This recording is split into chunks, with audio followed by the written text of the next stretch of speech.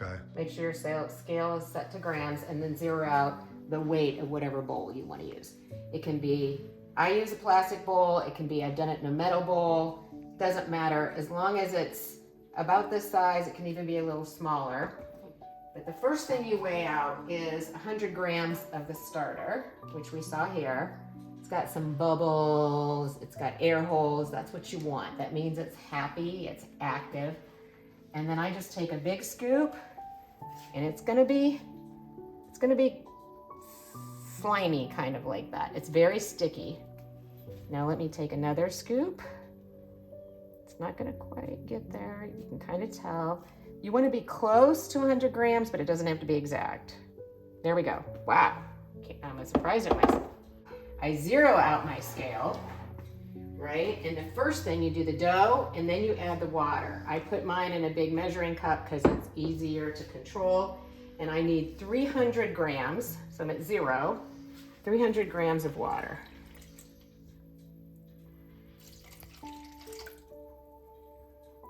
Now I have to be more cautious because it jumps up fast. Not that, again, it doesn't have to be perfect. So 308 grams, close enough. I then usually remove it from the scale just because, I don't know, I do. And then I take a clean little spatula, or you could use a spoon. And you want to mix the water and the starter together until it's fully mixed. You don't want any like chunks of starter because then it won't, I don't know, I guess it'll assemble, but you want to have an even consistency of the wet to the flour. So here you have, it's like a thick, milky, loose pancake consistency. Back on the scale, zero out the scale. So with the flour, because we're looking at 420 grams, after I've zeroed it out, I tend to use a measuring cup for the first couple big dumps. And it's around 3 cups. And then when it gets close to the 420 grams, I switch to like a spoon. I personally believe that my trainer, my coach, did so good with the measurements. I don't like to deviate too much. But you'll find all kinds of things on the internet that say it doesn't matter. Different formulas. Okay, so I'm at 363. I'm gonna do about a half a cup. Ah, look at that, 432. I'm calling it quits. I don't have to use my spoon, and it's okay that that's a little over. So again, I'm gonna remove it off the scale, and I'm gonna mix this together. And when we get it kind of to the consistency, we'll show you what that looks like.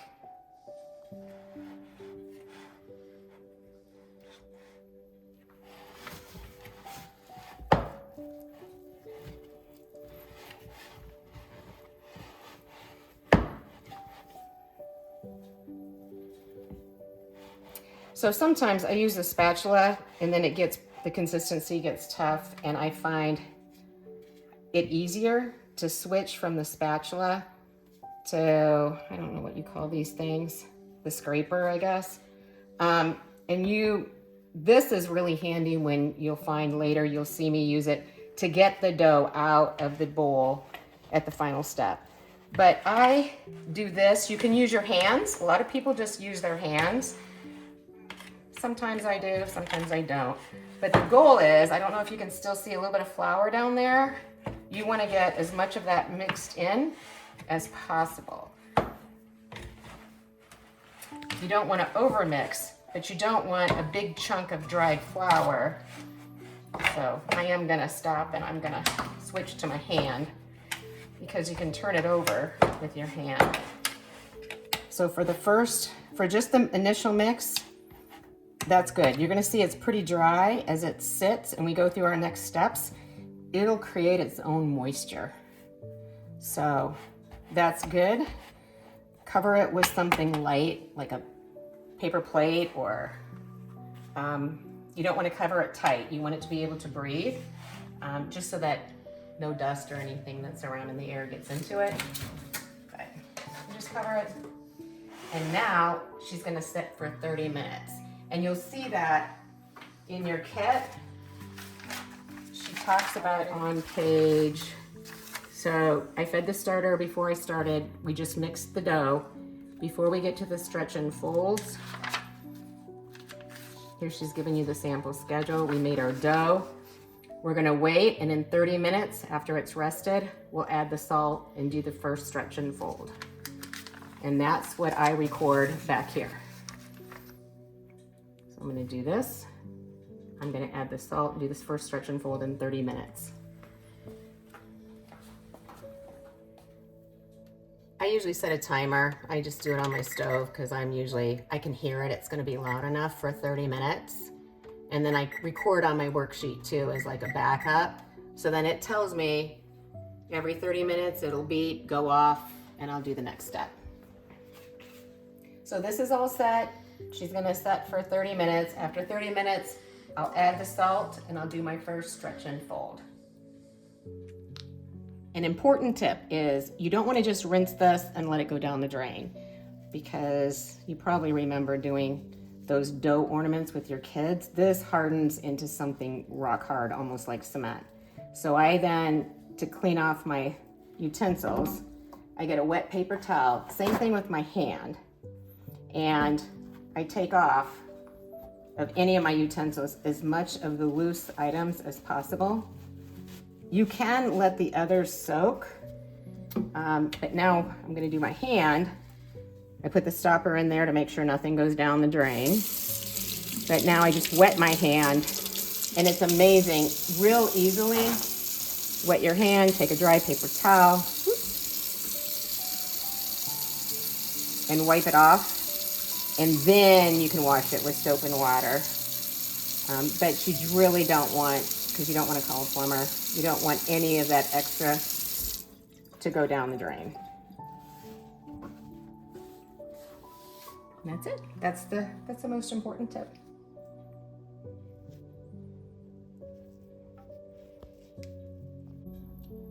So it's been 30 minutes. We're at the 2 p.m. mark, and this is my first. I add the salt. Stretch and fold is 1.5 teaspoons.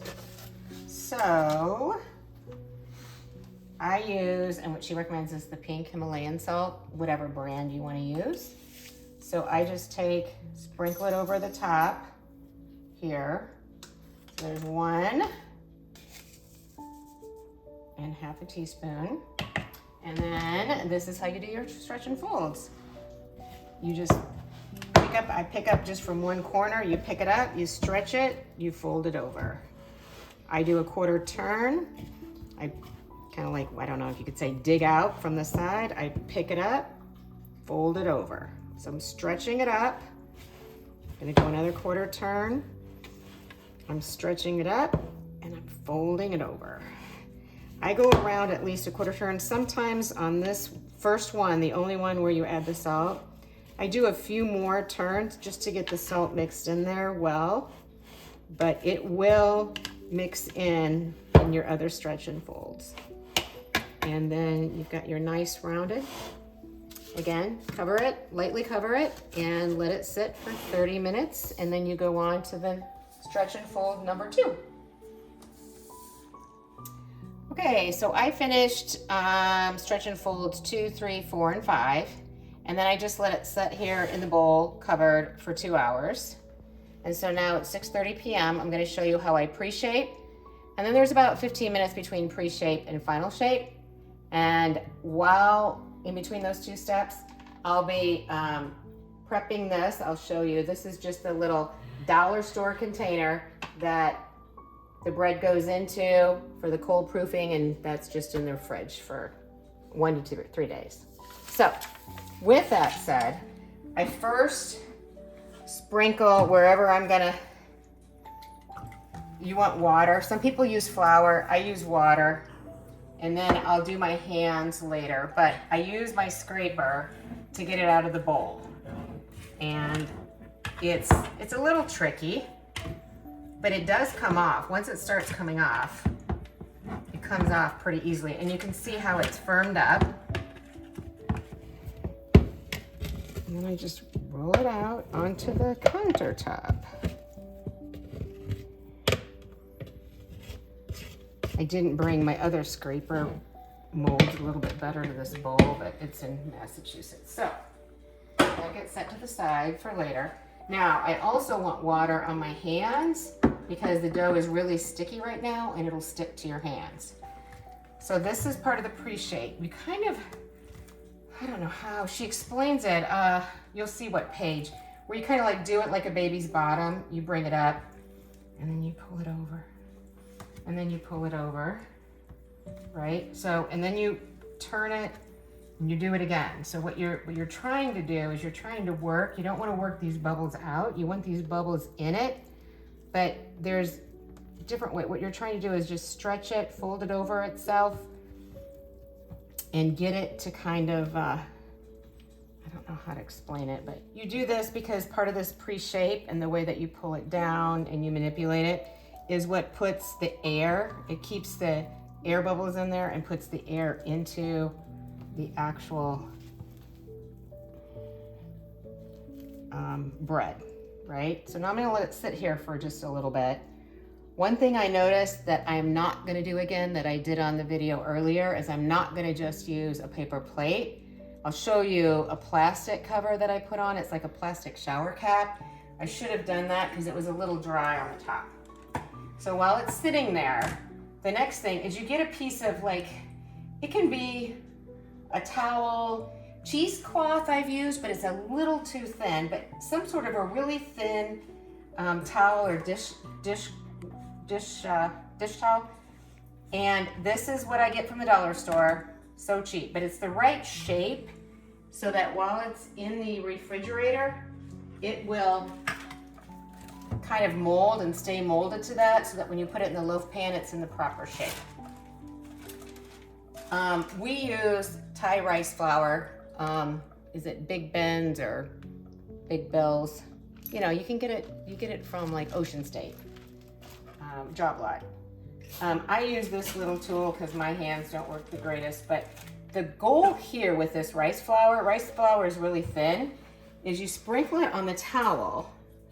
And that helps keep it, when it's in the fridge, doing its fermentation piece, it kind of helps keep it from sticking to the towel.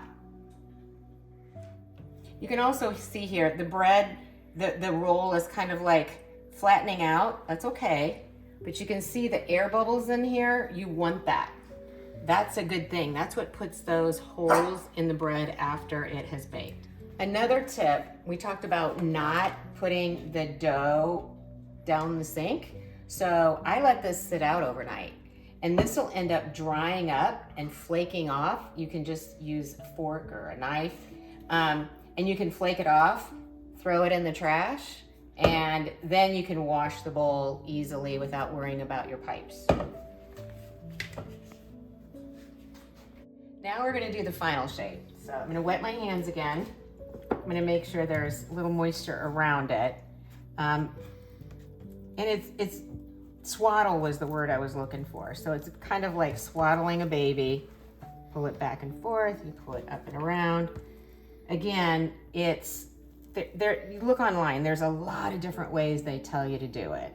But you don't do a whole lot. Most importantly is that you're trying to tighten it up. You're trying to tighten up the ball. You're trying to get it. Of course, this one is being a little obstinate. But basically, you're just trying to get it to fold on top of itself and to make a nice round ball. So I'm going to do, I'm happy with this. Plop it in here, right? Some people pinch it up. I don't. I just let it go. I fold it over. It'll end up rising in the fridge and it'll end up kind of filling this oblong space. Usually I end up with one a little more oblong, but didn't do so good that time. So now off to the fridge it goes for 1 to 3 days. Then I'll show you how to score it and bake it. Now we're gonna go ahead and score and bake the bread.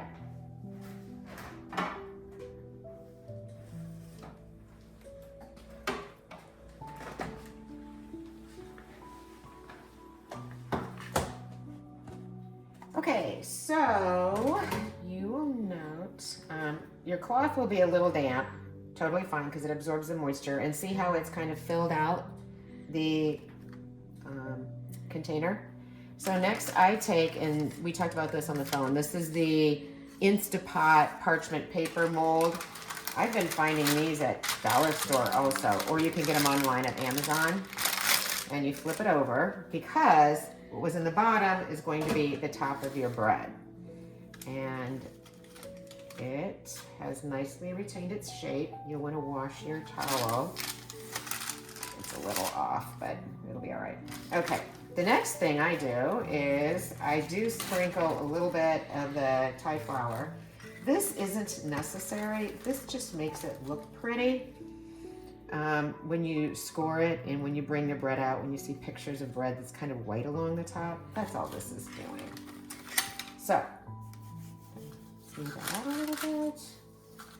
I bought this off Amazon. I recommend you buy one. You could also just use a razor blade in your hand, but this has been extremely helpful. You'll see how the razor blade retracts, and they even send you extra razor blades in the kit. Scoring, you want to have one deep, like half-inch deep, good cut. From there, this is just a pattern I tend to use. You can do any kind of decorative thing. I do like kind of the wheat look, so we'll go ahead and just do, I mean, it's just whatever you want. You'll see in your packet, there's all different suggestions on designs. I use the silicone pan liner because with my hands it's easier to pull it out. You just plop it in here. You don't have to worry about if it fully shapes, it'll fill in when it bakes. And then you take your second loaf pan and put it over the top like a lid. And I preheated the oven to 450. I'm gonna stick it in the oven 30 minutes, as she says in her instruction booklet. 30 minutes covered, and then I take the cover off. And then we have 15 minutes uncovered, and there's your fresh baked bread.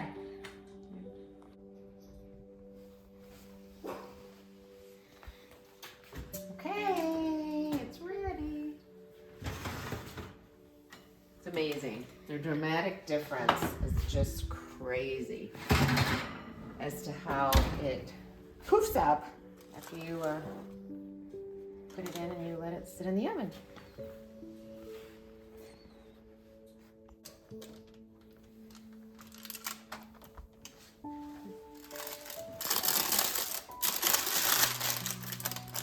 Looks good on the bottom. There she is.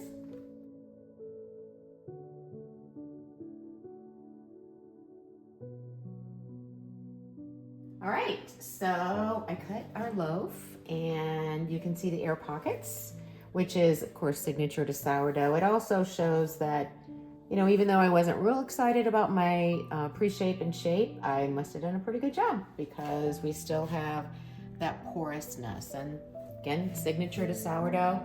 And I'm gonna share half of it with one of my best friends and the other half we're gonna enjoy. Hope this helps.